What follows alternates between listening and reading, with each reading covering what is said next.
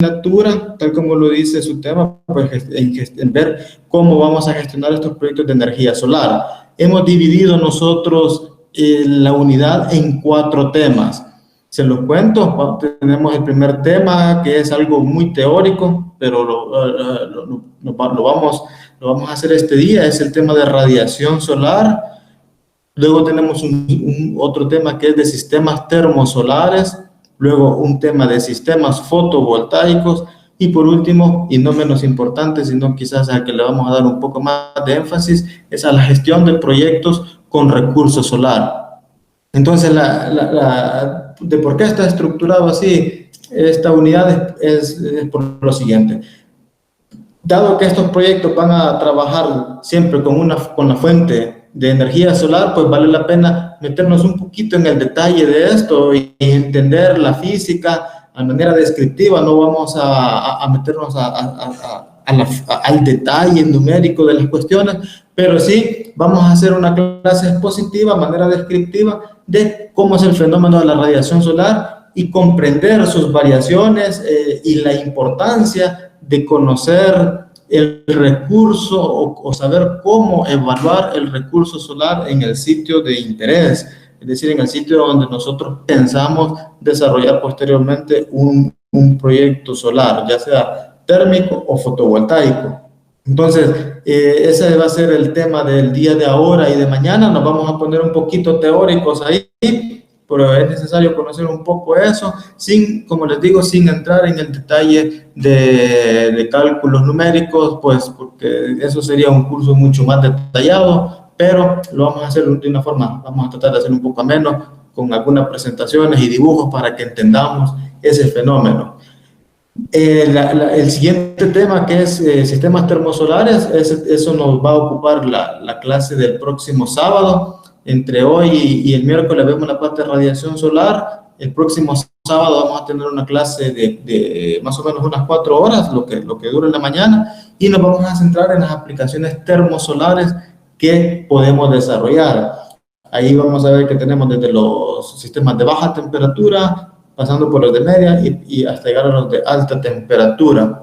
En el país no hay mucho desarrollo por el momento acerca de los sistemas termosolares.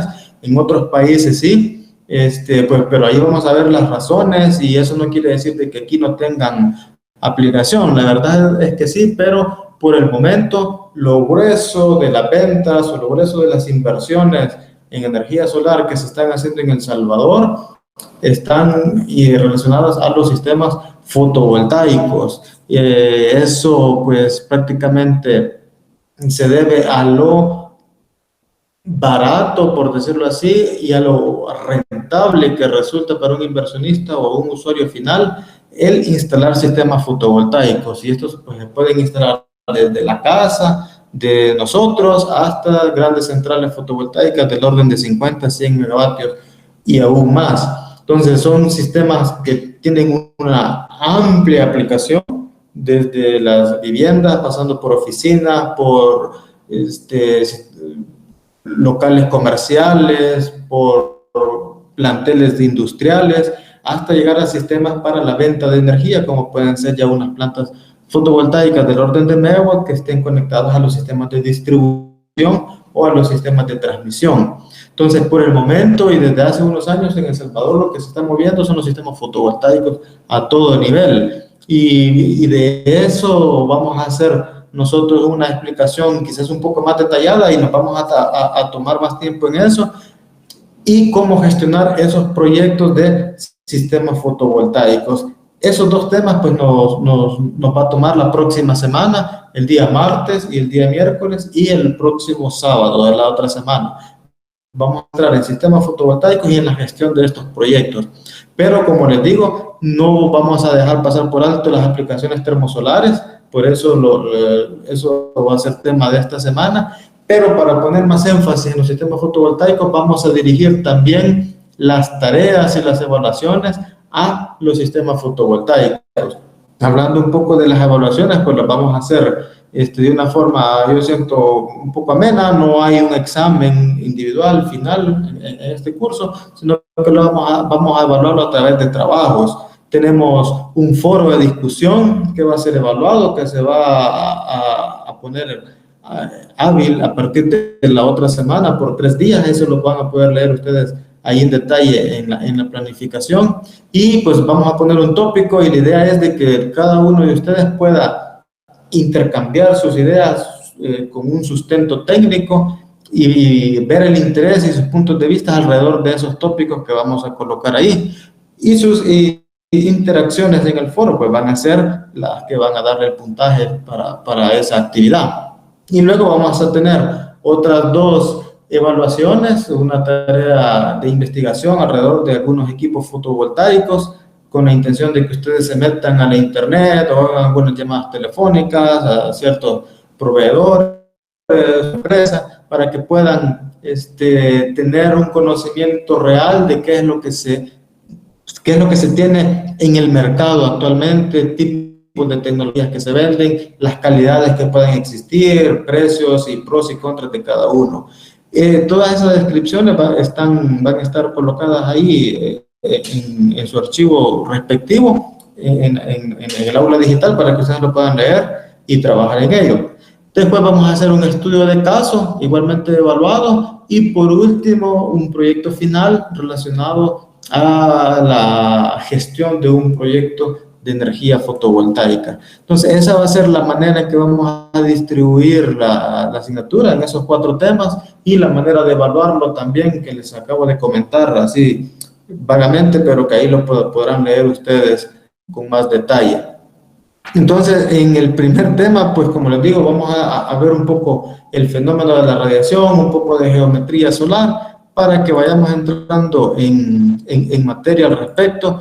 Y aunque nosotros nos dediquemos a gestionar un proyecto, eso no quiere decir que no tengamos la obligación de conocer ciertos tecnicismos o algunas cuestiones un poco teóricas de los proyectos. Sí los tenemos que ver muy ampliamente, ver todas las aristas, pero no está de más que conozcamos un poco de esa parte técnica, para tener criterio a la hora de establecer la ruta, por ejemplo, para gestionar un proyecto, si es necesario o no evaluar un recurso solar. Posiblemente, si no tenemos una visión muy clara de qué es eso, podremos saltarnos ese paso y pasar ya a una etapa de inversión sin haber evaluado correctamente el recurso. Entonces, obviamente eso, como gestores del proyecto, posiblemente lo subcontraten a un especialista, o subcontraten a una empresa, o compren un informe que se lo van a dedicar, que se lo van a contratar a una empresa. Entonces,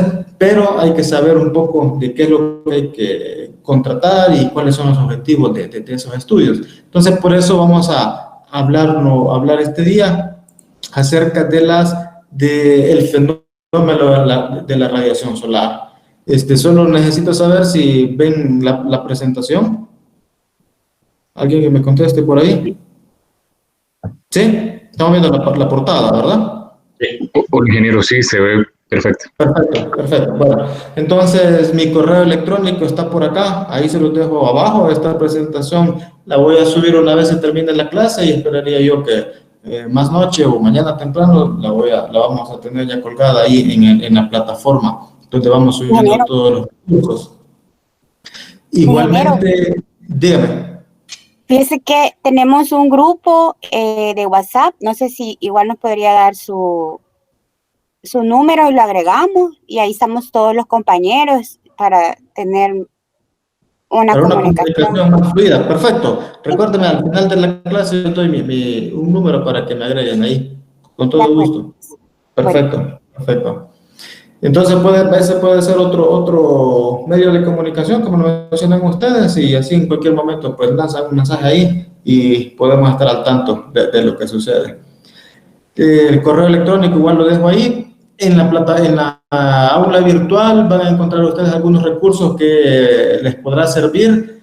Hay libros completos teóricos de esto. Uno es el libro de sistemas térmicos solares de Duffy Beckman, eso es como la Biblia en termosolar. Pues ustedes pueden buscarlo en línea, yo les he dejado la bibliografía ahí. Para el que tenga tiempo y el interés de meterse más al detalle técnico, pues hay mucha bibliografía ahí para que puedan leer. Igualmente les he subido otros libros de fotovoltaica para que puedan ir viendo en estos días ustedes, si lo van leyendo y teniendo un panorama acerca de esta ingeniería. Entonces, vamos a ir de una forma descriptiva a esto, la bibliografía más específica está ahí para quien quiera meterse un poco al detalle al respecto. ¿Por qué ponemos nosotros este tema al principio? Como les menciono, si yo estoy interesado en hacer una aplicación, ya sea para mi casa con un sistema fotovoltaico o para una industria con un sistema fotovoltaico de autoconsumo, que son los que están de moda aquí en El Salvador, y ya, bueno, cuando llegue el tema lo vamos a comentar por qué, o quiero hacer algo para generar agua caliente o para generar vapor, pues todos esos tienen un factor común, y el factor común inicial es que todos pues funcionan con base a la energía solar, a la radiación solar. Y por tanto, de alguna forma yo tengo que saber cómo calcular esa energía solar, porque va a ser el combustible para mi proyecto, ¿verdad? Para mi dispositivo que va a aprovechar esa energía. Ese es el combustible. Y es una energía, como todas las energías renovables, que tienen esa desventaja. Y esa desventaja es que no es constante. Entonces son fuentes de energía aleatorias, que sí son gratis, obviamente, y gracias a que es un combustible gratis, lo hemos tenido un montón de inversiones en El Salvador en esto, pues porque la tecnología se ha abaratado y podemos tener energía barata, energía eléctrica barata, más barata que las otras fuentes que se han tenido tradicionalmente, pero tienen una particularidad de que son energías que se le llaman no gestionables, son fuentes de energía que yo no la puedo predecir con exactitud, sino solamente estimarlas. Y por tanto voy a tener yo a lo largo del día pues las variaciones que la naturaleza me dé. Pongo esta imagen ahí para hacer referencia de que pues todo viene del Sol, y una pequeña fracción de toda esa radiación solar que se emite del Sol pues es la que se intercepta por el planeta Tierra, y nosotros ahí vamos a tener pues nuestra aplicación. ¿Cuáles van a ser nuestros objetivos e indicadores de logro para este tema? Pues que ustedes puedan realizar una descripción básica del movimiento del Sol desde el punto de vista de un observador en Tierra. Eso suena bastante como a geometría, ¿verdad? Entonces, son cuestiones de cálculo numérico por ahí, que se las voy a describir, pero no nos vamos a meter a resolver ecuaciones, porque si no nos consumiría el tiempo en eso. Pero sí conocer pues cómo es que se mueven estos astros en el espacio, y que eso cómo influye al final en mi proyecto. Igual conocer la terminología y conceptos que se usan en esta área de recurso solar, cuando hablamos en términos de irradiancia de energía solar, de irradiación, el vector solar o la irradiancia directa normal. Entonces la idea es de que ustedes conozcan esos términos, a qué nos referimos, y que no nos quedemos así con qué será eso, ¿verdad? Entonces, como gestores de los proyectos, pues tenemos que conocer algunos detalles de estas ciencias. Y si queremos entrar un poquito más en detalle, o quien quiera lo puede hacer, pues pueden haber algunas ecuaciones matemáticas ahí que le permitirán ubicar al Sol en el cielo, o en el firmamento, como se le llama, y eso después le va a servir para conocer realmente cuánta energía va a poder aprovechar su sistema. Entonces hay cosas automáticas que lo hacen, pero nos interesa saber aquí un poco el fundamento de todos estos cálculos. Vamos a hacer entonces una pequeña revisión de conceptos. Como les menciono, cuando ustedes quieran me interrumpen. Empecemos con esta imagen.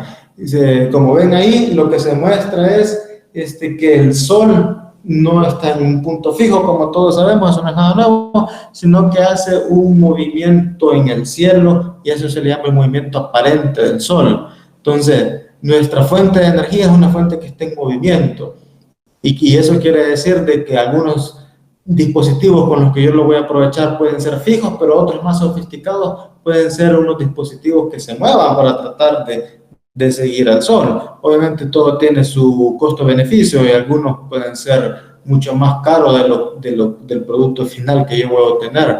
Pero volvamos al punto, es que nosotros tenemos un movimiento aparente del Sol. Vamos a entrar en algunos detalles aquí, vamos a explorar un poquito este mundo.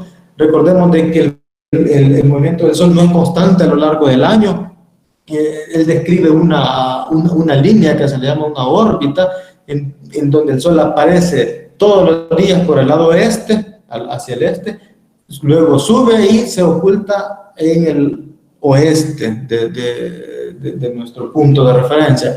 Entonces, al punto donde amanece se le llama el orto. No sé si alguna vez habían escuchado ustedes ese término, pero cuando hablemos del orto, es el punto en donde el Sol aparece en el horizonte, esto que tenemos acá, y el ocaso es en el otro extremo. Entonces, orto es el amanecer y el ocaso es el atardecer.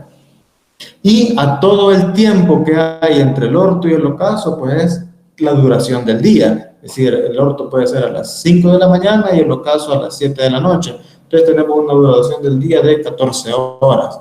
Ahora bien, ese movimiento aparente del Sol pues no es constante, ¿no?, sino que varía de un día para otro, y tenemos aquí ya el efecto de las estaciones. Tenemos momentos o meses del año en donde el Sol lo vemos mucho más alto en el cielo. A eso se le llama en su punto máximo el solsticio de verano, y eso quiere decir de que tenemos muchas más horas de sol en el día. Y el otro extremo es el solsticio de invierno.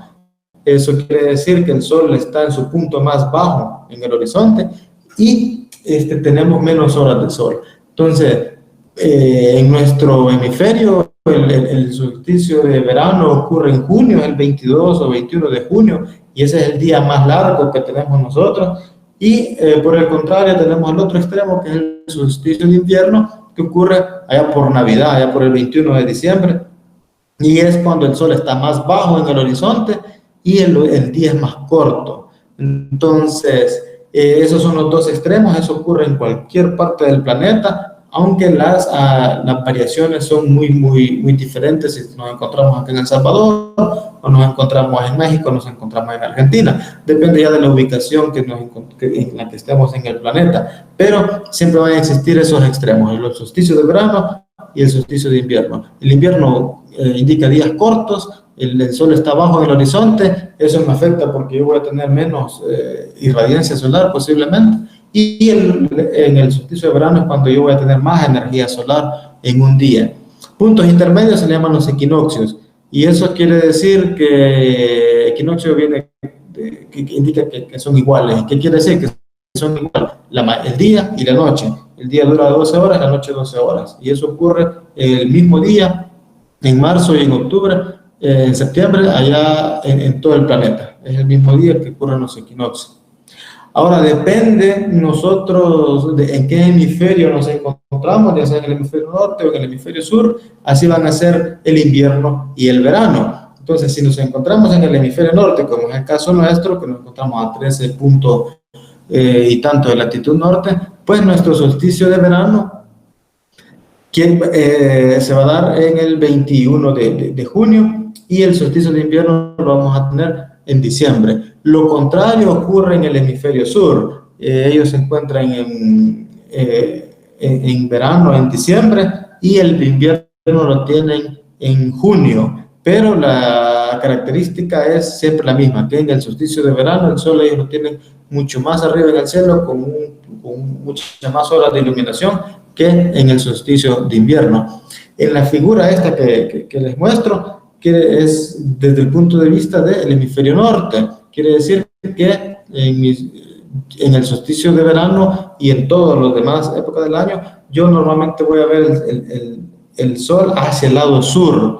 ¿Por qué? Porque yo me encuentro en el hemisferio norte, entonces siempre voy a estar viendo las órbitas del Sol hacia el lado sur. Lo contrario ocurre si yo me encuentro en el sur, en donde, si ustedes ven, tenemos los mismos movimientos aparentes acá, pero mi referencia que pongo del norte, yo el Sol lo estoy viendo hacia el lado norte. Entonces, cambian las referencias, cambian la forma en que el Sol se mueve en el cielo, pero todo esto tiene su forma de calcularse para tener datos, pues. Entonces, no es nada fuera de nuestra capacidad de hacerlo. Si vemos un poco más amplio, ¿verdad? Tenemos que la Tierra pues da una vuelta alrededor del Sol cada año, y a ese movimiento o a esa trayectoria que recorre, pues se le llama la elíptica. Entonces la Tierra recorre esa línea imaginaria que vemos por ahí alrededor del Sol, y a ese plano se le conoce el plano de la eclíptica. Entonces ese movimiento que tiene la Tierra alrededor del Sol es lo que nos genera las variaciones estacionales. Eso con con el efecto de que la Tierra se encuentra inclinada a 23.5 grados respecto a su eje de rotación. Entonces, luego vamos a seguir viendo un poco aquí conceptos genéricos. Esto posiblemente sea algo común para algunos, pero si no, no está de más que nos vayamos recordando un poquito de esto, porque lo vamos a ocupar posteriormente. Nosotros para hablar de proyectos, pues normalmente vamos a ubicar estos proyectos en un punto en la Tierra, y obviamente la Tierra pues la vamos a dividir en coordenadas geográficas, lo más común, donde tenemos la latitud hacia el norte y hacia el sur, esas líneas que dividimos hacia el norte y hacia el sur, teniendo el ecuador a 0 grados y los polos pues, a 90 y a menos 90, y luego tenemos la longitud que llamamos, donde nos vamos a correr con valores negativos a partir del meridiano de Greenwich hacia el oeste. Entonces, para tener una idea, El Salvador, alguien que me diga por ahí, más o menos en qué coordenadas quedamos, latitud norte.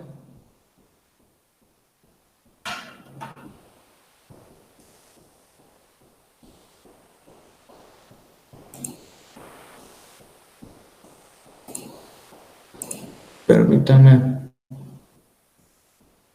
Venga ahorita la presentación. Sí, ¿verdad? Hola, ingeniero, sí, se ve bien. Sí. Ok, perfecto. Entonces, les decía, El Salvador nos encontramos más o menos en 13 punto y tanto grados norte y menos 89 punto y tanto grados oeste. Esa es la ubicación de un punto aquí en El Salvador, ¿verdad? Entonces, esta es una representación plana, pero si ya lo vemos en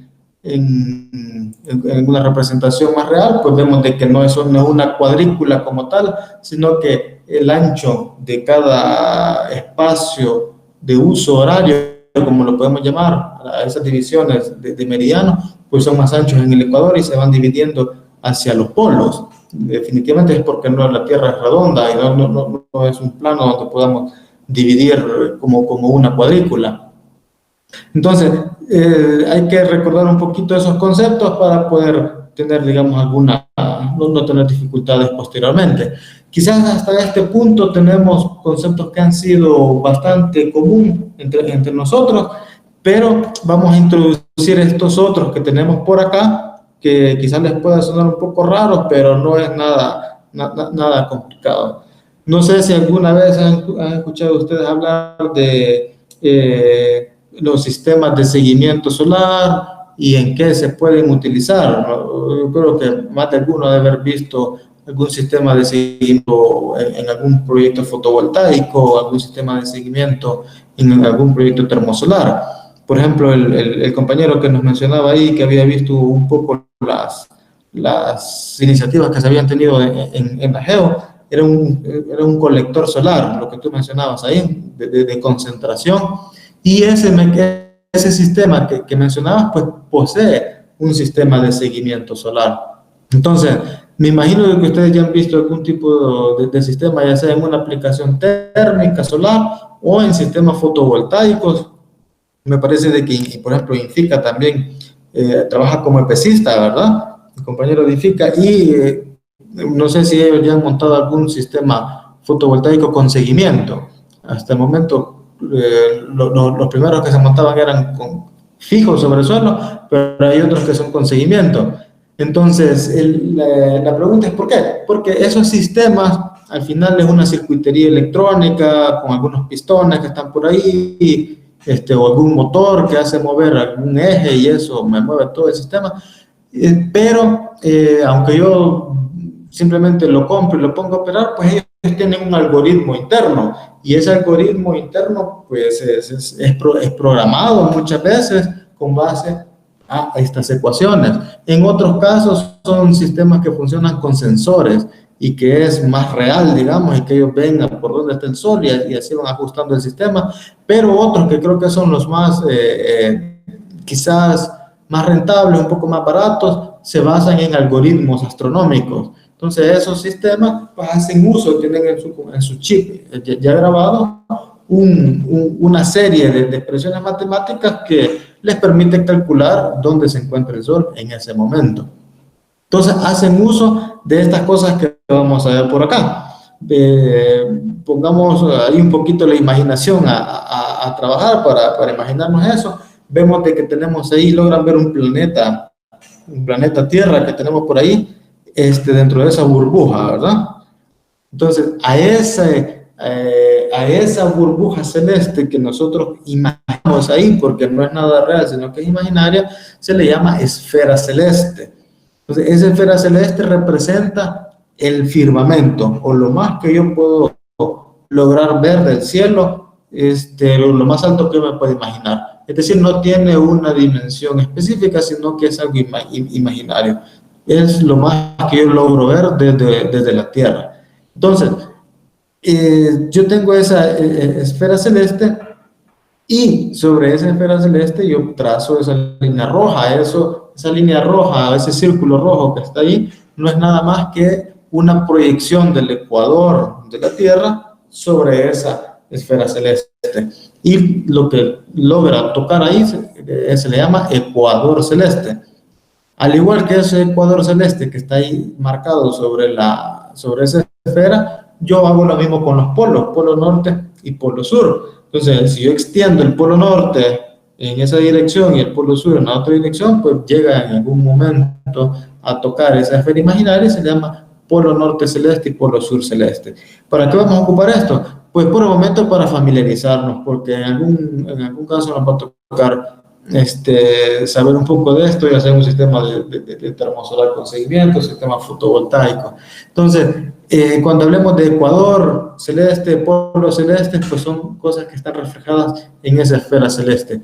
Y al igual que tenemos un ecuador y polo celeste, pues tenemos meridianos y paralelos celestes, cosas que normalmente están trazadas sobre la superficie de la Tierra, igualmente se pueden trazar sobre esta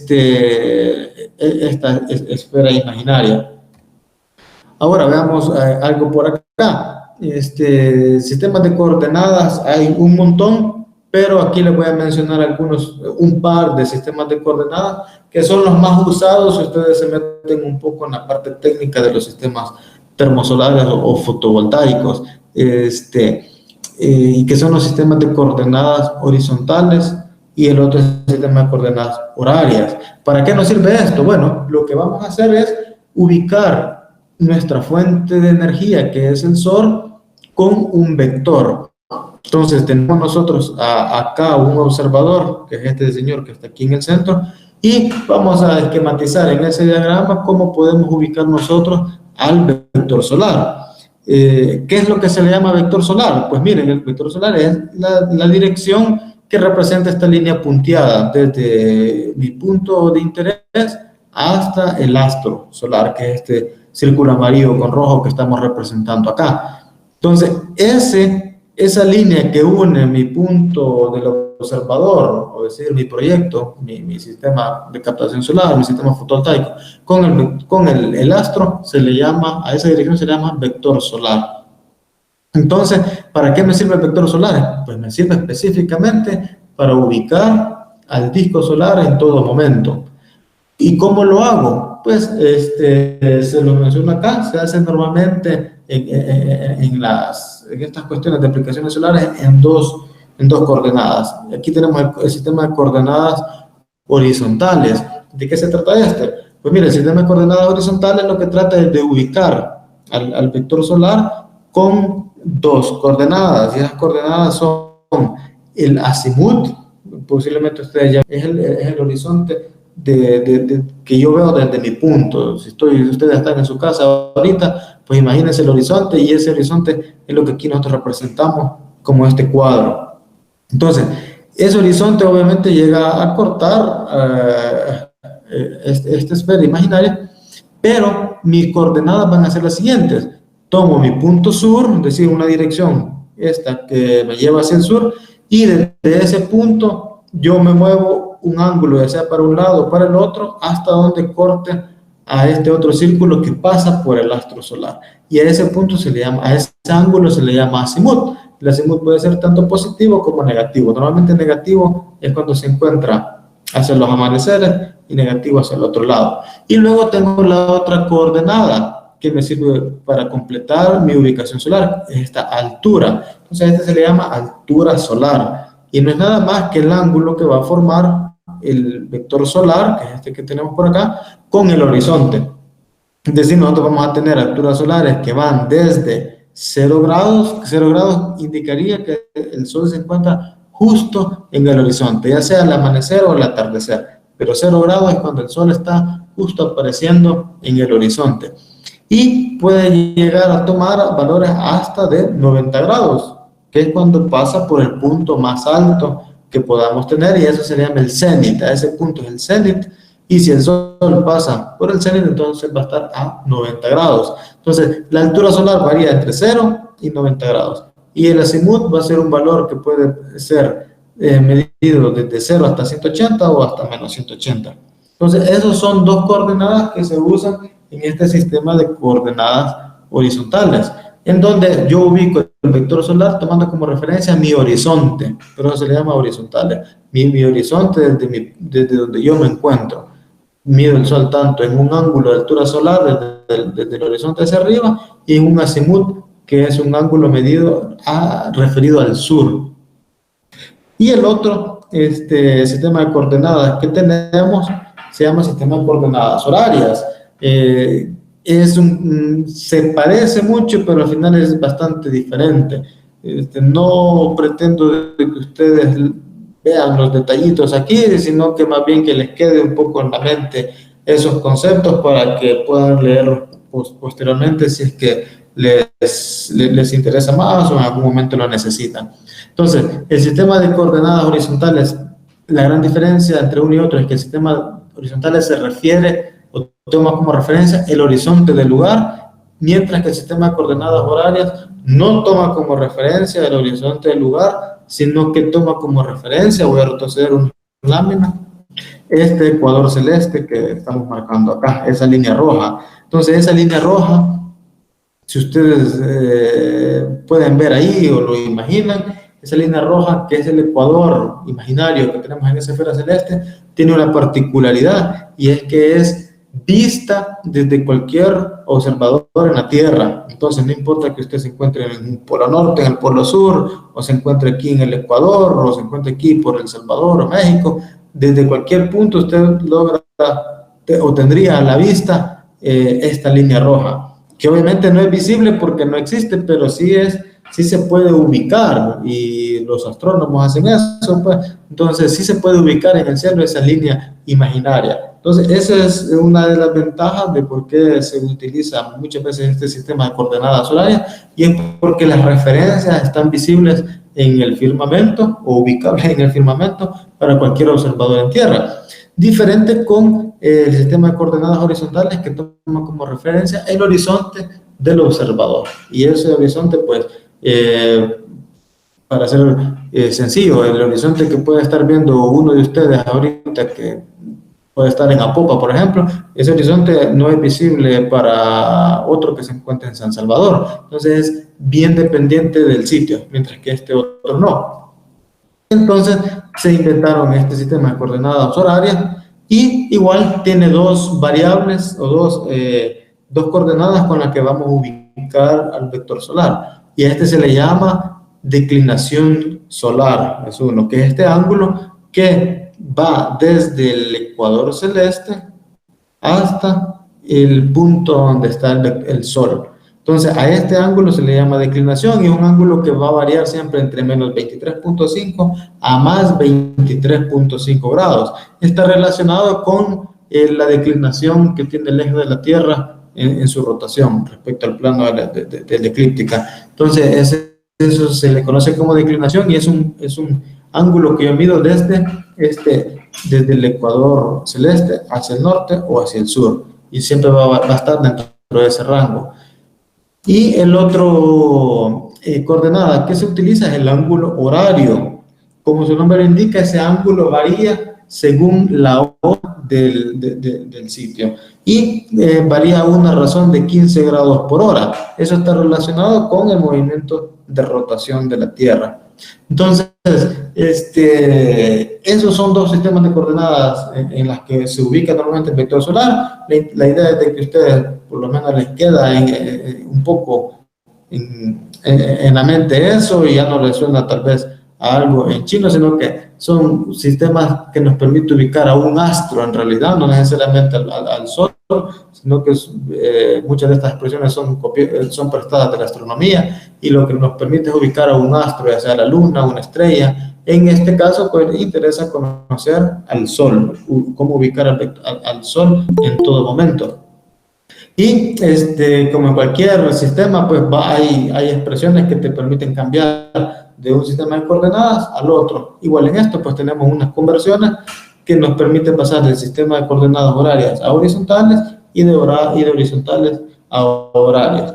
Aquí hay una imagen que lo que hace es superponer ambos sistemas y la intención es de que ustedes vean de que al final siempre llegan a parar a ubicar al Sol, todo, ya sea que está en verde, que es el sistema de coordenadas horarias, viene de un punto de referencia distinto al otro, porque son diferentes, pero llegan con un ángulo horario y luego me muevo en altura, en declinación y llego al vector solar. El otro, pues, parte de un punto, que es el punto sur, se me muevo un ángulo que se le llama azimut y luego me muevo en altura solar y llego al mismo punto. Entonces, llegan al mismo punto, ubican al mismo astro, pero como es obvio aquí, partiendo de referencias diferentes. Y hay sistemas, como les menciono, o sea, ¿qué es lo que nos puede interesar de esto? Que hay sistemas de seguimiento solar que utilizan estos algoritmos. Además de que nos permite, pues, tener una visión un poco más espacial de que el Sol, pues, no se encuentra fijo en el cielo, pero que sí tenemos formas matemáticas de poderlo ubicar. Y tal vez no nos toque a nosotros como directores de los proyectos hacer estos cálculos, pero sí nos va a tocar posiblemente delegar a alguien para que lo haga, ¿verdad? O a alguna empresa especialista para que haga esta ingeniería. Aquí les presento unas ecuaciones, no es la intención de que veamos el detalle de estas, pero que sí sepamos y la vamos a ver así por encima. Me permiten cambiar de un sistema de coordenadas a otra. Por ejemplo, esta me permite obtener la declinación, que es con este símbolo de delta, y el ángulo horario, que es este omega. Estas dos pertenecen al sistema de coordenadas horarias, me permiten obtenerla a partir de valores que yo los tengo en el sistema de coordenadas horizontales. Esta es la latitud del sitio, H es aquí abajo dice altura solar, eso está relacionado al sistema de coordenadas horizontales. Nuevamente tengo aquí latitud y por aquí tenemos azimut. Quiere decir que yo con la latitud de un sitio y conociendo sus coordenadas horizontales puedo obtener la declinación solar igual a otro. Puedo obtener el ángulo horario a partir de mis parámetros en coordenadas horizontales y viceversa. Lo mismo que tengo acá lo puedo hacer al revés, obtener el seno de H, que es la altura solar, y el seno del azimut a partir de mis valores de declinación y ángulo horario, que son parámetros del sistema de coordenadas horarias. Entonces, estas ecuaciones, pues, no son al final la gran cosa, son bastante sencillas, no es nada más que trigonometría y es fácilmente calculable. Ahora, pasando más allá de la geometría solar, hay un parámetro aquí o un ángulo que sí nos interesa desde el punto de vista de nuestras aplicaciones, y esto se le llama el ángulo de incidencia. Ya vamos entrando un poquito aquí en materia a lo que nos interesa. Ese ángulo de incidencia, pues, es un factor que yo en mi proyecto lo voy a ver casi siempre como un factor de pérdida. ¿Y por qué lo veo como un factor de pérdida? Porque si yo tengo mi superficie, esto que está acá, y esa superficie puede representar mi sistema de captación solar, ya sea térmico o fotovoltaico, esa superficie, pues, va a recibir la energía a través de esta línea azul que representa la intensidad de energía del rayo solar. Pero En muy raras ocasiones lo voy a poder recibir yo de una forma normal a la superficie. ¿A qué me refiero normal? Pues normal, es a 90 grados. Entonces siempre el 99.99% de las veces lo voy a recibir con un ángulo. Y ese ángulo se le llama el ángulo de incidencia. Es decir, si yo tengo mi superficie donde voy a hacer mis aplicaciones, trazo una normal a esa superficie y luego veo el vector solar, siempre va a existir este ángulo de incidencia que está aquí representado como teta. Ese ángulo de incidencia, ¿por qué digo que es un factor de pérdida? Porque quiere decir de que yo en mi superficie no voy a estar recibiendo el 100% de la energía, sino que solamente una fracción de esa energía, es decir, la que corresponda al coseno.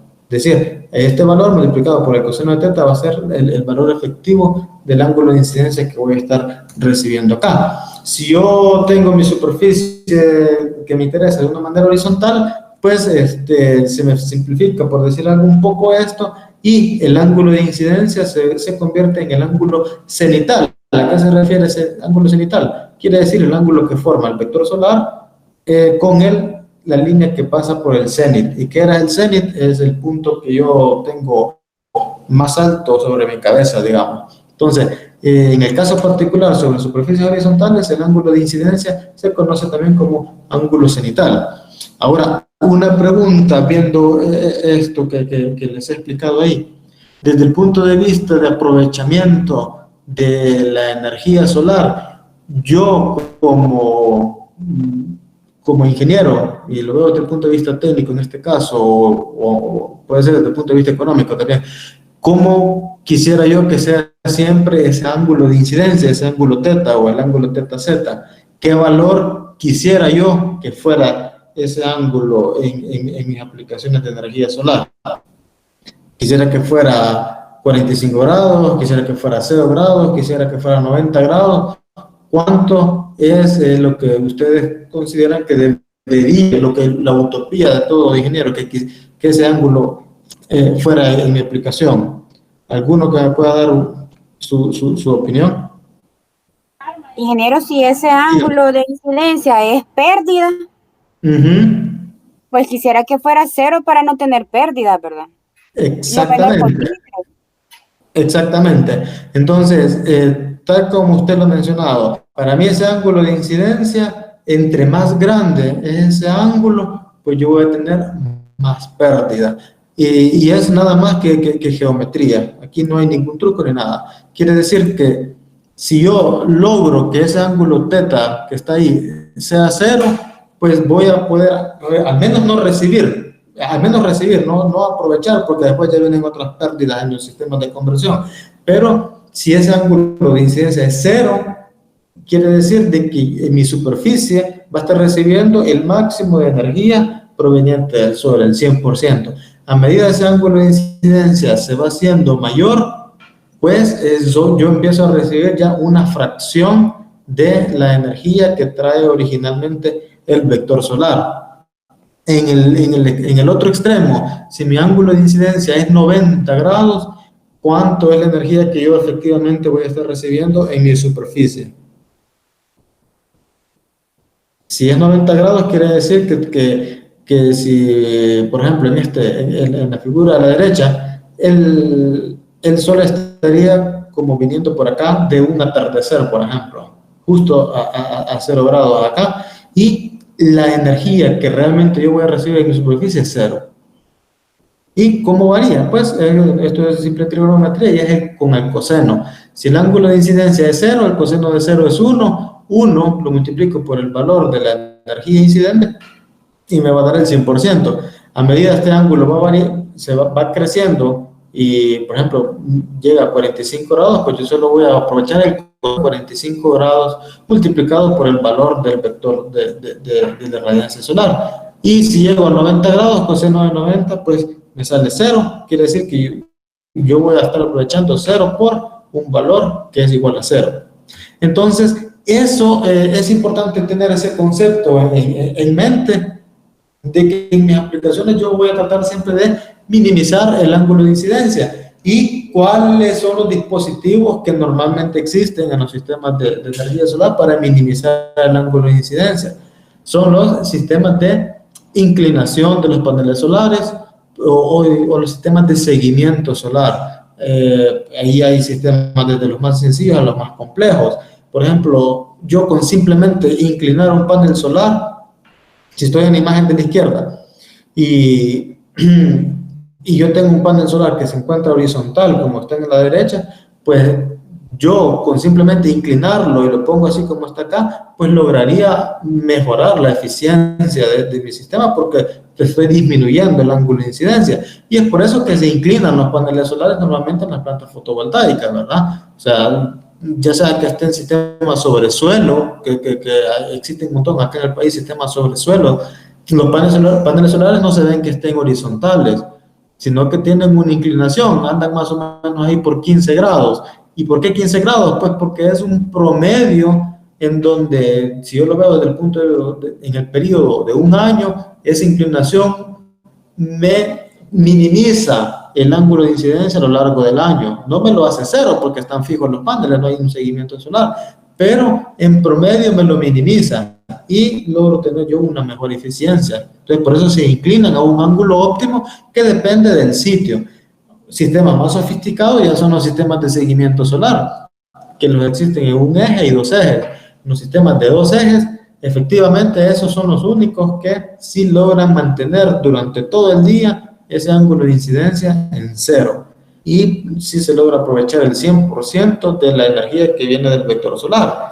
Pero como les mencionaba, pues no quiere decir que esa sea necesariamente la mejor opción para el proyecto. ¿Por qué? Porque si yo invierto en eso, pues obviamente voy a tener un mayor costo de inversión y habría que sopesarlo con el beneficio adicional que voy a tener por la energía extra que me va a estar generando. Entonces, hay sistemas de seguimiento que se han vuelto bastante rentables aquí en El Salvador, que son los sistemas de seguimiento en un eje. Eso lo vamos a ver un poco más en detalle la próxima semana, que hoy por hoy son los sistemas que generan la mayor rentabilidad en las plantas fotovoltaicas. Hasta hace un tiempo se montaban casi siempre sistemas sobre suelo, pero fijos, inclinados, como les mencionaba, a un ángulo fijo, pero luego aparecieron los sistemas de seguimiento bastante baratos y se han hecho bastante populares porque compensa una inversión extra en esos sistemas de seguimiento de un eje con la energía adicional que yo voy a estar recibiendo anualmente en mi planta. Los sistemas de seguimiento de dos ejes no han logrado ser por el momento tan rentables. Sí existen, hay algunos sistemas, por ejemplo, termosolares que a fuerza necesitan sistemas de seguimiento de dos ejes porque si no, no funcionan, pero en sistemas fotovoltaicos no ha habido todavía un sistema de dos ejes que sea bastante rentable, pero sí los de un eje. Entonces, eso era una explicación de por qué nos interesa conocer pues, este ángulo de incidencia y que desde mi punto de vista como inversionista o encargado del proyecto, yo voy a buscar aquellos métodos o tecnologías que me permitan siempre minimizar ese ángulo de incidencia para obtener una mayor generación de energía, ya sea en forma de calor, en los sistemas térmicos o en forma de electricidad en mis sistemas fotovoltaicos. Aquí tenemos una expresión que nos permite calcular de una manera muy sencilla, como ustedes ven, no es algo fuera del otro mundo, ¿eh? Entonces, en una manera, es una simple ecuación donde tenemos el coseno de teta z es este ángulo cenital. Entonces, este coseno de teta z coincide con el seno de la altura solar, que es el complemento.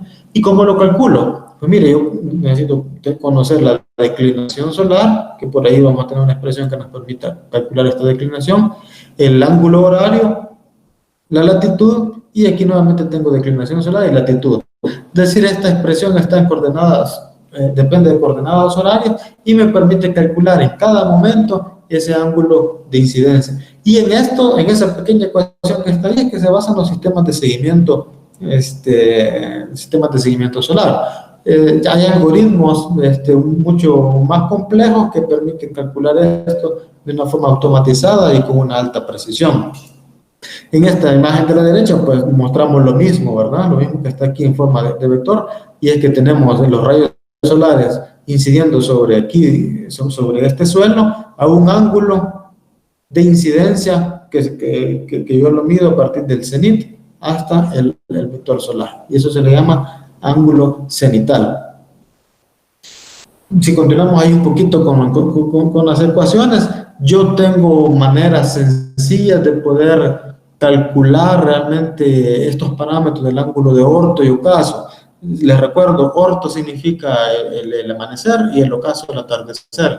Entonces, ¿qué quiere decir? Que yo puedo calcular en todo momento a qué horas va a amanecer y a qué horas va a atardecer para una fecha específica en un sitio específico del planeta. Entonces, tengo algunas ecuaciones bastante simples que me permiten calcular esto, el ángulo de amanecer y el ángulo de atardecer. Y con eso puedo calcular la duración del día en horas. Podemos ponernos un poquito más complicados acá, no nos vamos a meter a ver con detalle estas ecuaciones, pero el mensaje es que si yo tengo una superficie que no se encuentra horizontal, sino que se encuentra en una posición arbitraria, como se llama aquí, superficie arbitraria, que estaba viendo hacia el sur, pero está inclinada a un ángulo gamma, hacia un lado y se encuentra una inclinación beta, por ejemplo, y usted puede decir, mire, pero usted me enseñó a calcular el ángulo de incidencia solamente cuando se encontraba horizontal, con aquella ecuación. Pues no, ese es el caso más sencillo, pero podemos calcular el ángulo de incidencia para superficies que se encuentren en cualquier posición. Obviamente hay que ponernos aquí un poco más con una calculadora o con Excel y tomarnos unos minutos y podemos calcular el ángulo de incidencia en cualquier momento, sobre una superficie que se encuentre en cualquier posición realmente. ¿De qué depende? Prácticamente de la latitud del sitio y de algunos otros parámetros que nosotros vamos a calcular dependiendo de la hora en la que nos encontremos y la fecha. Pero bueno, pasamos a esto. Igualmente podemos calcular el orto y ocaso para una superficie arbitraria, pero solo a los que realmente quieran meterse o necesiten meterse con esto, pues lo podrán encontrar en la bibliografía que les dejo ahí de los archivos de energía solar térmica. Hay capítulos enteros que hablan de estas ecuaciones y que realmente no son cuestiones complejas, sino que llevará su rato de estarlas metiendo ahí en MATLAB o en Excel para poderlas calcular. Continuamos un poco hablando del movimiento del Sol en la Tierra, y la verdad es que el movimiento del Sol no es nada constante realmente. Si nosotros regresamos un poco a la imagen grande, en donde tenemos al Sol aquí al centro y el planeta Tierra girando alrededor del Sol, pues sí va girando alrededor de él, pero no lo hace con un círculo perfecto, ni tampoco lo hace a una velocidad de traslación constante, sino que aquí entran un poco las cuestiones astronómicas, la ley de Kepler, que dice de que si, por ejemplo, que cuando el planeta va más cerca del Sol, pues tiene que moverse más rápido, y cuando va más lejos se mueve más despacio para barrer áreas iguales en tiempos iguales. Hay toda una ciencia relacionada a esto, pero el mensaje es de que al final esto no es nada constante. La hora que nos mide el reloj tampoco es algo exacto, es una aproximación únicamente que se ha generado para tener a manera de organizaciones, ¿verdad?, civiles, una hora de referencia, pero no representa el reloj, la hora que nos muestra el reloj, fielmente la hora solar. Entonces hay una diferencia entre la hora solar y la hora civil. ¿Y por qué existe una diferencia? Pues mire, por todos estos fenómenos que les menciono, la Tierra no gira a la misma velocidad siempre alrededor del Sol, no forma una elipse, no es un círculo. Entonces hay unas ecuaciones por ahí que hacen esas compensaciones. Esto es una imagen muy interesante que lo que representa es, mire, si yo tomo una fotografía del Sol a la misma hora todos los días del año, yo no voy a ver el Sol en el mismo punto, sino que lo que hace es esa forma, en forma de 8 que se ve ahí, que se llama analema solar, y lo que me deja como mensaje es que, mire, aunque mi reloj siempre diga a las 4 de la tarde, el Sol o mañana no va a estar en la misma posición que el día de ahora, ni mucho menos pasado mañana, ni dentro de 6 meses, sino que él tiene posiciones diferentes, aunque mi reloj diga la misma hora. Entonces, ¿por qué? Porque es mucho más complejo realmente el movimiento de los astros en el espacio. Entonces, a la hora de que se programan los dispositivos de seguimiento y todo eso, pues se toman algunas compensaciones, ¿verdad? Entonces, seguimos aquí con algunas ecuaciones ahí que nos permiten calcular la declinación solar. Si recordamos, declinación solar hace referencia al sistema de coordenadas horarias. Entonces, conocer con una simple ecuación, esta que tenemos acá, que me dice que la declinación solar, yo lo puedo calcular como 2pi de j menos 1 entre 365, y que es j el día del año, y eso varía entre 1 del 1 de enero a 365 el 31 de diciembre. Simplemente yo coloco acá el número que corresponde y me va a dar un valor, un número que yo luego lo sustituyo en esta ecuación de acá abajo y veo cuál es la declinación solar. Pues no son cosas realmente más complejas, sino tal vez un poco, quizás que consuman un poco de tiempo de estar calculando ahí.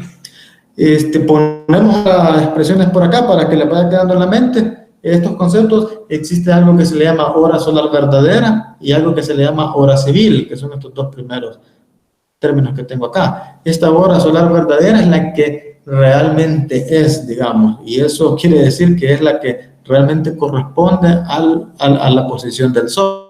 Pero yo no, ni usted ni yo tenemos un reloj solar como tal, ¿verdad? Sino que todos andamos un reloj que mide 24 horas siempre, cada día, y me marca una hora. Eso se le llama la hora civil. Entonces, para corregir siempre eso, la diferencia que existe entre la hora solar verdadera y la hora civil, ocupamos una ecuación que está acá y que tiene algunos factores de compensación. ¿Cuáles son los factores de compensación? Pues son estos. Yo calculo la hora solar verdadera, esta HSV, a partir de esta hora civil que está acá, agregándole unos factores que se llaman corrección por longitud y ecuación del tiempo. ¿Qué hace eso? Pues corregir todas aquellas diferencias que hay entre el movimiento real del Sol y el reloj clásico que yo ando en la mano en mi celular. Entonces, que nos quede de mensaje por ahí, de que si mi reloj dice las 4 de la tarde, pues no necesariamente son las 4 de la tarde desde el punto de vista astronómico. Hay que hacer algunas compensaciones a través de algunos datos, por ahí algunas ecuaciones. Y yo pongo esta imagen acá para hacer un ejemplo quizás bien sencillo de entender, bien claro. Como todos recordamos desde que estudiamos primaria, ¿verdad? De que el planeta pues se ha dividido en usos horarios con el objetivo de darle una hora a cada región del planeta para hacerlo más sencillo para nosotros. Si recordamos, nuestro país, por ser tan pequeño, pues junto con todos los países de Centroamérica caen dentro del mismo uso horario, que es el uso horario de -6. ¿Qué quiere decir? Que nosotros nos encontramos 6 horas atrasados respecto al meridiano de Greenwich, que se le asigna el valor de 0. Entonces, toda Centroamérica, a excepción de Perú, estamos con -6. Panamá ya queda con -5. Entonces, y por eso aparece aquí del mismo color.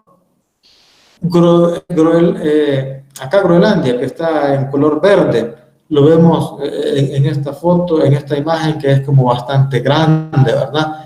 Pero si ustedes se fijan, todo este continente se encuentra dentro del mismo uso horario, el uso horario -3.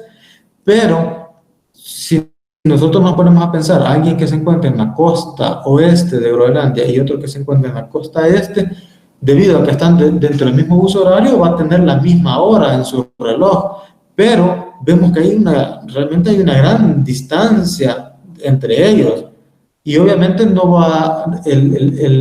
no van a ver al Sol en la misma posición al mismo tiempo. Aunque su reloj diga que son las 10 de la mañana, por ejemplo, El que se encuentre en la costa oeste va a ver el sol a una altura solar diferente que el que se encuentre en la costa este. Entonces, eso lo que nos dice es, pues, mire, al final los usos horarios y la hora de un reloj es una cosa promedio, y en algunos casos pueden existir hasta 1 hora de diferencia con el valor real solar. Entonces, ese es como de por qué pongo esta imagen, para que nos demos cuenta que aunque yo me encuentre en México, por ejemplo, y el otro se encuentra en Costa Rica, van a tener la misma hora, pero estamos a miles de kilómetros de distancia, y obviamente el sol no lo vamos a ver desde el mismo punto, en el mismo punto en el cielo. Y si yo pongo un sistema de seguimiento solar en Costa Rica y el otro en México al mismo tiempo, pues tengo que programarlo y darle los ajustes necesarios para que me sirva, aunque tengan la misma hora, porque vemos de que eso es solamente una aproximación. Aquí tengo algunas otras ecuaciones que lo que hacen es, pues, al final corregir todo eso. Pero ¿cuál es quizás el mensaje final de esto? Pues miren, el movimiento del sol en el cielo es bastante complejo quizás de describir, pero bastante predecible al fin de cuentas. Y nosotros no nos vamos a poder hacer análisis detalladitos de calcular este ángulo y todo eso, porque al final hay ya hay algoritmos que lo calculan, y hay aplicaciones incluso que lo calculan y que me pueden mostrar a mí en un momento dado cómo se encuentra el sol. Una de estas, por ejemplo, es esto que está acá. Pueden ver es la imagen del planeta Tierra en este momento, ¿sí? Esta es una aplicación, por ejemplo, que hace uso de esas ecuaciones y que me dice en este momento cómo se encuentra la sombra alrededor del planeta, cómo se encuentra el sol y la sombra en el planeta. Entonces, nosotros nos encontramos acá en Centroamérica y ya se ve que ya pasó la sombra unas horas. Esta sombra se está moviendo hacia la izquierda, y estas líneas son los puntos donde está amaneciendo, y estos son los puntos donde se encuentra anocheciendo. Hasta la luna nos muestra por acá. Entonces, y si ustedes quieren ver si es verdad, pues pueden salir a la ventana y van a ver más o menos en esta dirección la luna. ¿Qué nos quiere decir todo esto? De que ya hay aplicaciones, pues, que nos hacen estas simulaciones. Y hasta yo le puedo dar a animar aquí, por ejemplo, y puedo ver cómo se mueve la sombra alrededor de la Tierra si yo lo animo de un paso de hora en hora. Entonces, esto es bastante, digamos, predecible. Yo puedo saber exactamente cómo viene la energía solar desde el astro hasta mi planeta, pero la verdad que a mí lo que me va a interesar finalmente es cómo llega a mi sistema de aprovechamiento solar. Esta es otra aplicación que les quiero enseñar, que lo que me hace es representar todas las órbitas solares para una ubicación en específico, para un día dado. Por ejemplo, aquí vamos a ver para el San Salvador, y si yo le voy a estar por acá, lo que me muestra es un diagrama polar. ¿Qué es este diagrama polar? Quizás sí vale la pena que ustedes se vayan familiarizando un poco con estos diagramas, porque hay algunos simuladores de plantas fotovoltaicas, o incluso quizás de sistemas solares, que hacen uso de estos diagramas, y pues no está de más de que ustedes se familiaricen un poco. Se los cuento un poquito. Esto es una representación del cielo para alguien que se encuentra ubicado aquí en el centro. Y vemos aquí que tenemos el norte, sur, este, oeste. ¿Y qué es lo que me muestra acá? Me muestra las órbitas o las rutas que lleva el Sol a lo largo de un día en específico. Por ejemplo, para el 26 de octubre me dice de que el Sol salió, por ejemplo, a las 6:07, acá, o antes, a las 5:52 aparece el Sol ahí en el horizonte, y que atraviesa el cielo siguiendo esta ruta, y que anochece acá más o menos a las 5 de la tarde con 28 minutos.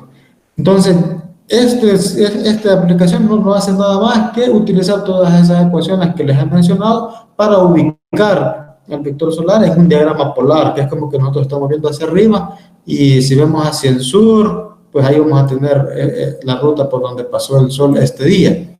Si me muevo a diferentes meses, pues veo que la ruta cambia y llego al 26 de junio, que hablamos, que más o menos allá por el solsticio de verano, y vemos de que el Sol se encuentra más al norte, y que cuando me voy hacia diciembre, el Sol se mueve bastante hacia el sur. Hasta puedo conocer acá, sin hacer ningún cálculo de los que estuvimos viendo, a qué horas amanece. Como les digo, aquí dice a las 5:49 amanece y anochece a las 5:39 para el 6 de octubre, y que el día duró 9 horas.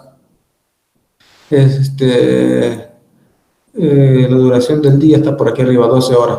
Y puedo ver en todo momento el vector solar en sus coordenadas. Entonces, esto es para el caso de El Salvador, por ejemplo. Es muy diferente si lo vemos para otra ubicación. Entonces, esto no es que sea piedra y que esa es una órbita del Sol, ¿verdad? No, simplemente esas son las rutas del Sol para las coordenadas que nosotros le hemos colocado ahí, que corresponden a San Salvador. ¿Qué pasa si yo lo veo aquí para algo allá bien lejos, que son las Islas Malvinas, por ejemplo, para irnos al extremo? Entonces, vemos acá y vemos que las órbitas solares son muy diferentes a las que pudimos haber visto para acá, para El Salvador. En primer lugar, recordemos, las Islas Malvinas están allá por Argentina, bien al sur, y las rutas del Sol siempre van a estar hacia el norte, por tanto. Entonces, todo se ve hacia el norte y son muy diferentes a las que pudimos haber visto para nuestro planeta. Vemos grandes diferencias, por ejemplo, entre el 22 de junio, si quieren ponemos acá 22 de junio, corresponde para ellos al invierno, no al verano. Tenemos aquí 21 de junio, y puedo ver acá que el Sol apareció en el horizonte a las 8:10 de la mañana, y que se oculta a las 3 de la tarde con 28 minutos.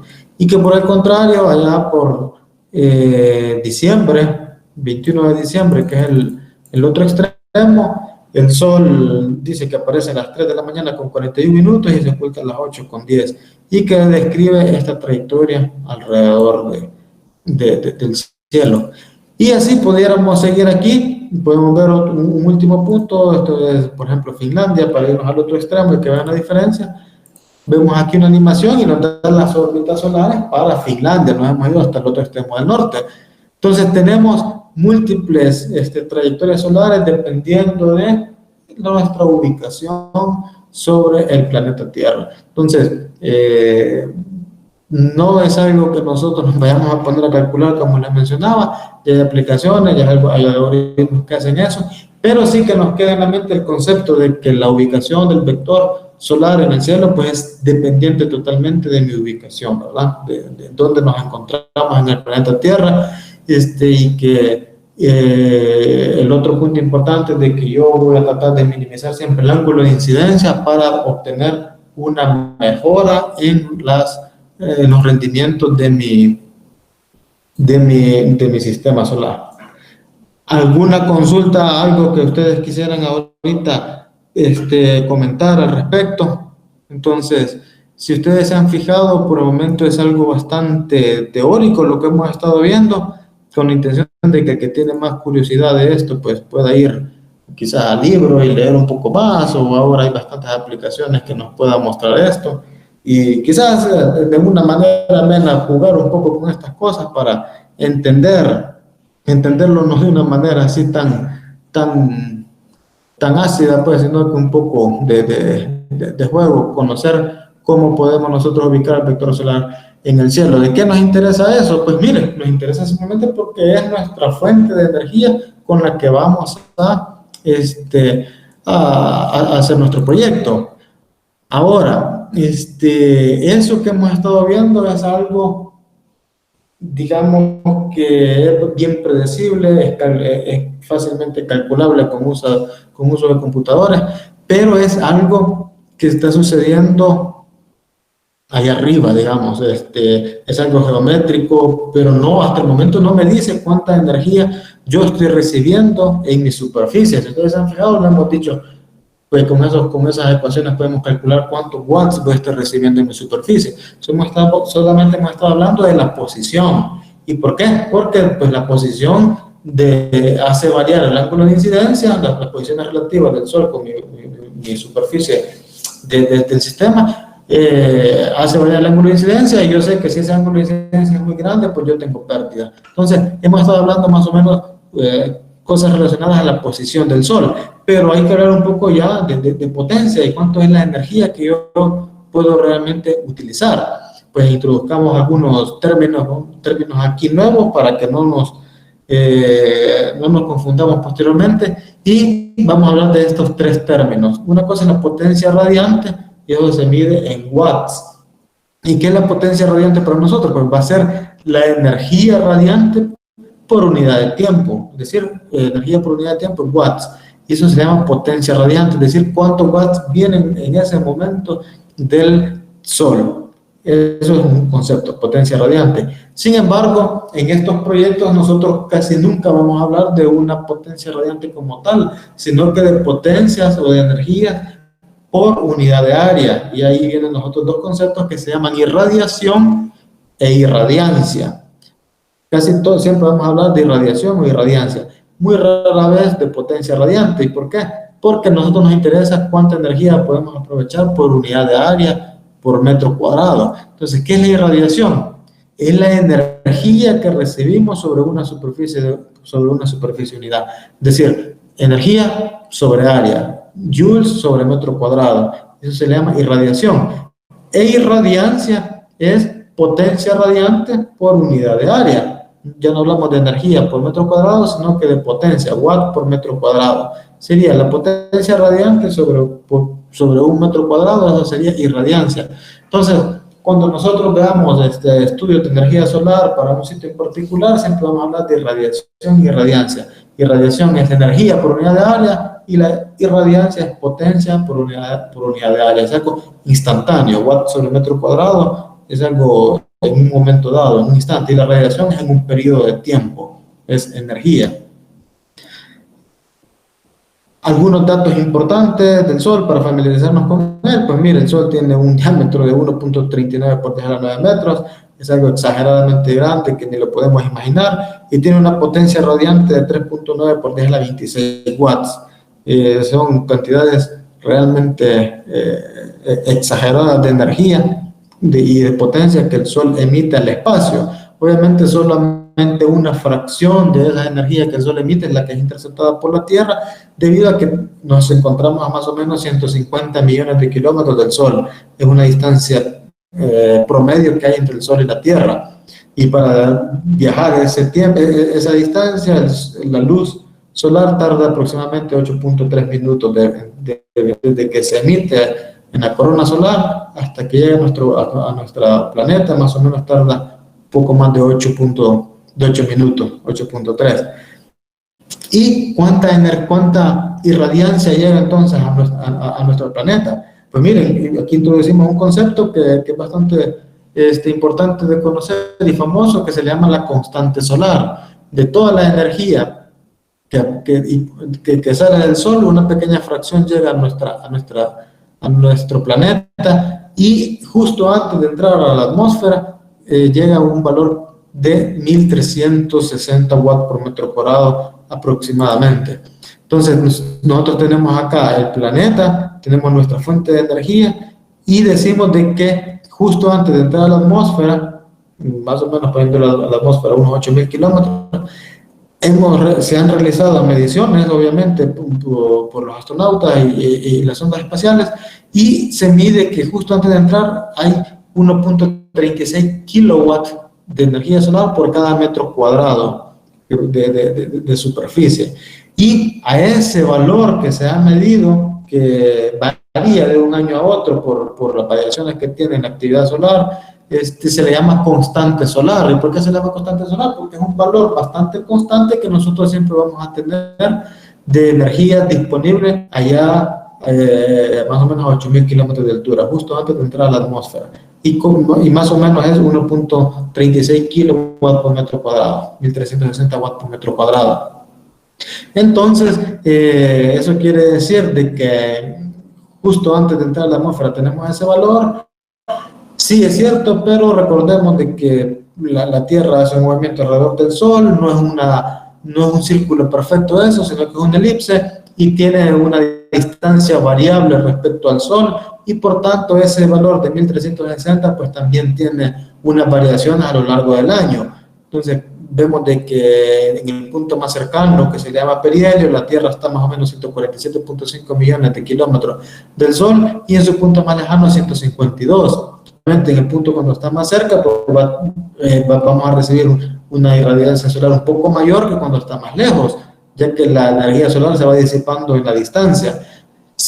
Hay una ecuación bastante rápida para calcular esa distancia, la distancia Tierra-Sol, que es esta que está acá, y eso, si nosotros la calculamos, pues sale de que la distancia del Sol puede variar un 3% arriba, un 3% abajo de su valor promedio.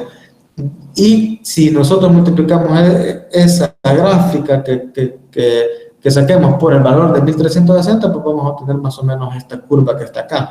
¿Y qué es? Pues no es nada más que la constante solar a lo largo de un año. Si ven, en enero es un poco más de 1400, disminuye aquí a más o menos 1320 en el mes de julio y luego sube. ¿Y por qué es esta diferencia? Bueno, porque el Sol se encuentra a diferentes distancias respecto de la Tierra a lo largo del año. Pero el valor de 1360, si ustedes se fijan, es como el valor promedio que tenemos por acá, y es el que normalmente se usa para hacer algunos cálculos.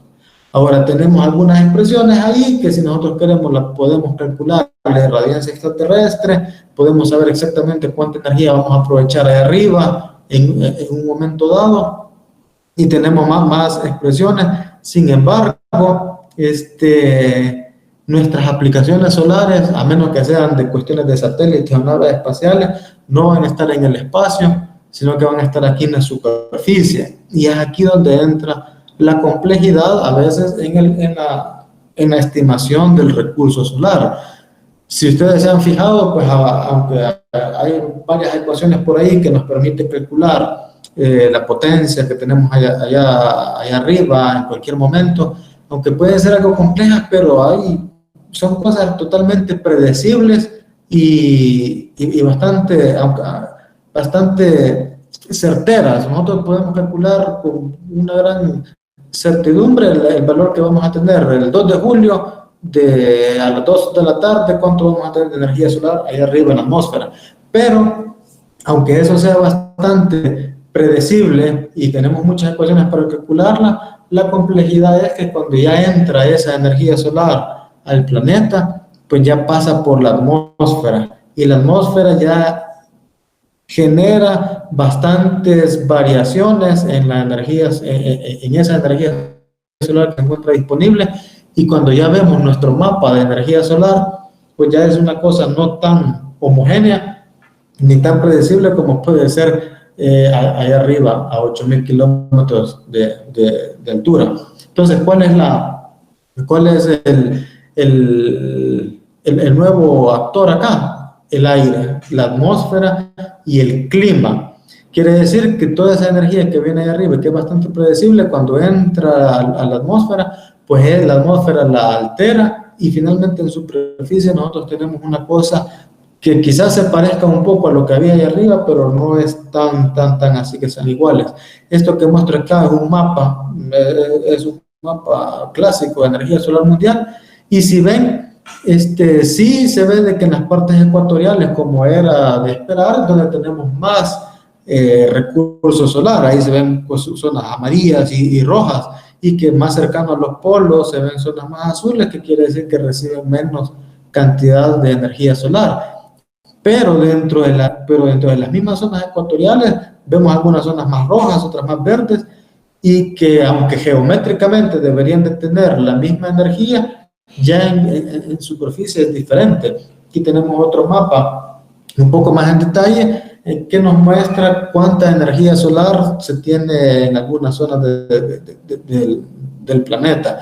Son mapas indicativos, ¿verdad? No es algo así tan al detalle, pero sí nos da una buena idea de cómo se distribuye el recurso solar a lo largo del planeta. Entonces vemos de que en zonas ecuatoriales es donde podemos tener zonas aquí que se muestran con un color bastante rojo, que tienen un recurso solar bastante interesante, son recursos solares bastante buenos para ser aprovechados, pero también podemos ver algunas zonas acá de Australia que, aunque no se encuentran en el Ecuador, sí poseen buenos recursos, buena irradiancia solar. Por el contrario, podemos ver algunas zonas acá que, aunque se encuentren casi a 0 grados de latitud, aquí por la Guyana, no se ven con tonos tan fuertes, y eso quiere decir que la cantidad de energía solar que llega ahí no es la gran maravilla realmente.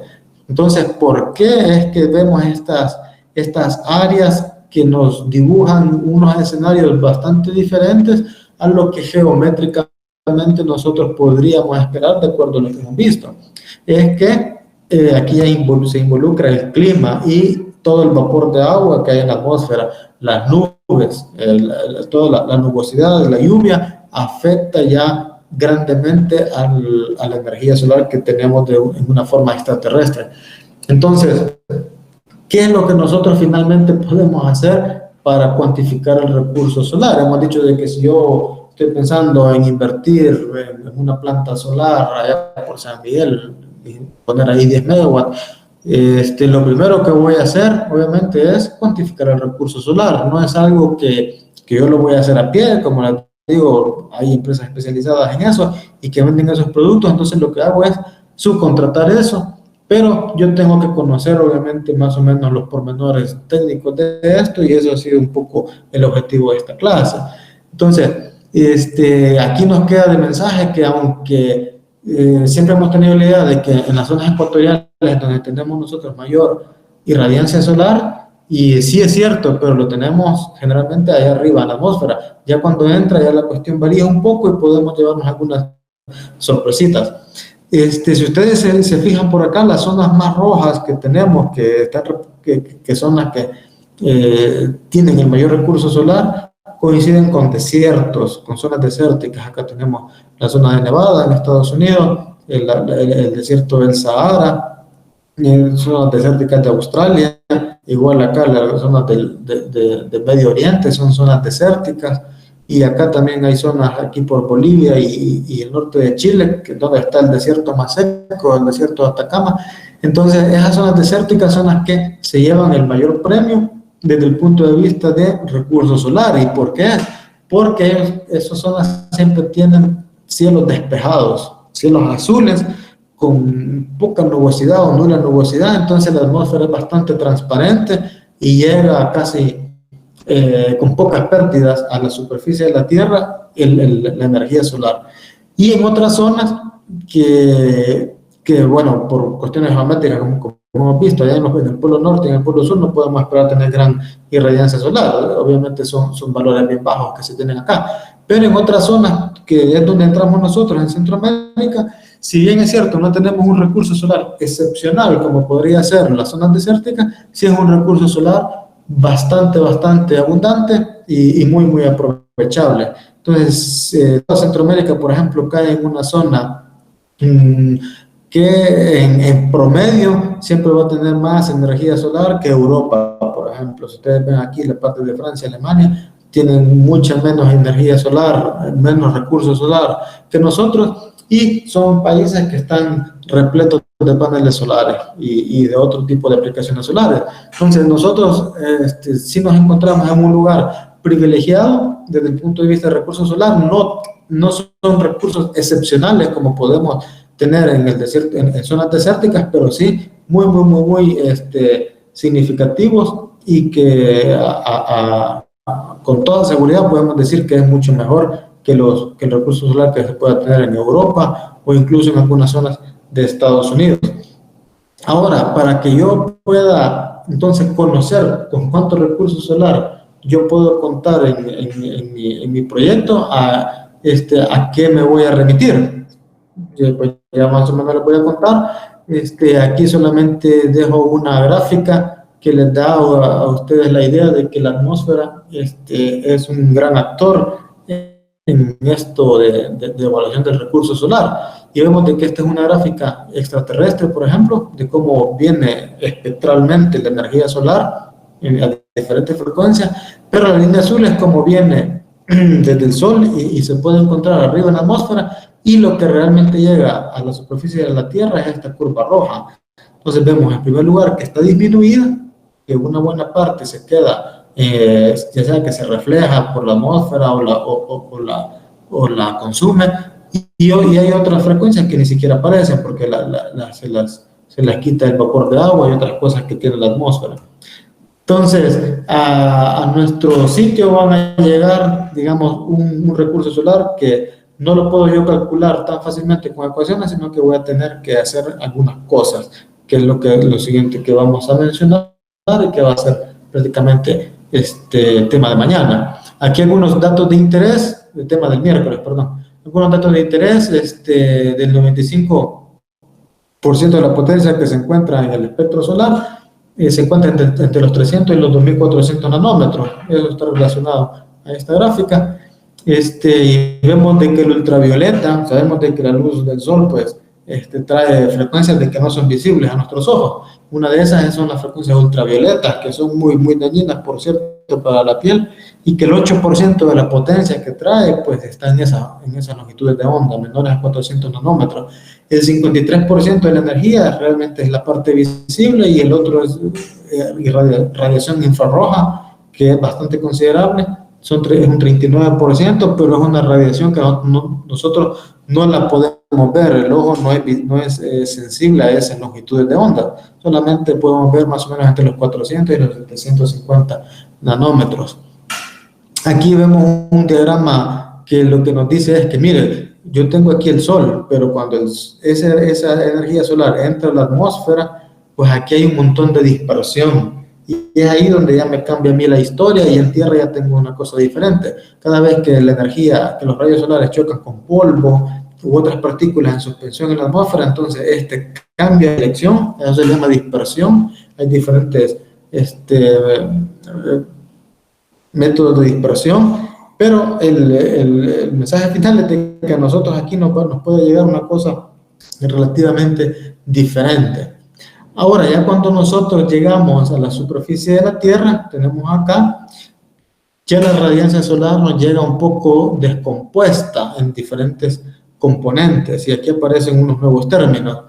Cuando yo tengo el astro solar acá, pues emite un rayo, si yo lo puedo representar acá, en una única dirección, pero una vez entre en la atmósfera, entonces aquí ya vienen fenómenos de dispersión, y cuando chocan contra las nubes, una parte se refleja hacia el espacio, otros rayos solares cambian de dirección y aparece la radiación difusa, y lo que finalmente logra llegar aquí, donde tengo mi panel solar, por ejemplo, en la misma dirección que viene desde el sol, se le llama rayo solar directo o irradiancia solar directa, y esa es la que me llega a mí en la misma dirección del vector solar.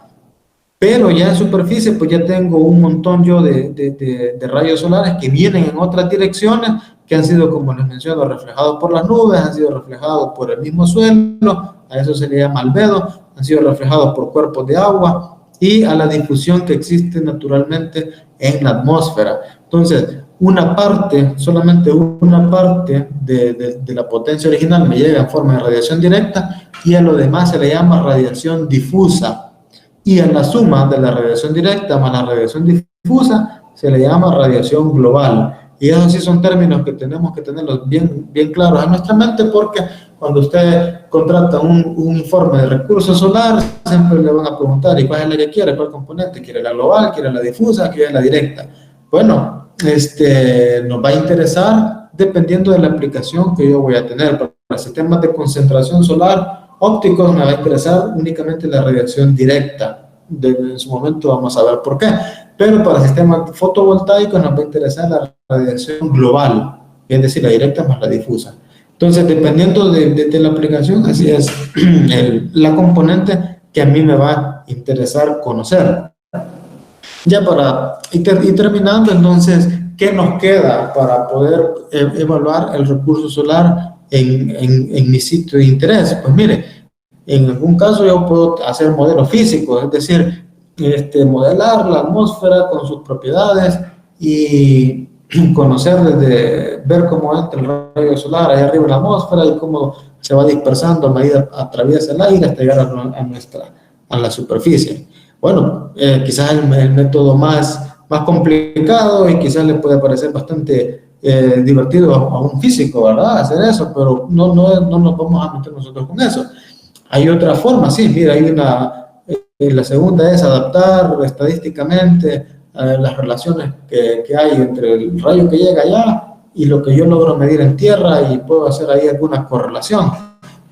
Bueno, bastante bien, pero tampoco va a ser el método que quizás puedo yo utilizar para mi proyecto. Recuérdese que en mi proyecto yo realmente voy a tener los tiempos bastante medidos y no me voy a poder dedicar con tanto detalle técnico a meterme en estos detalles, sino que voy a contratar quizás un producto final.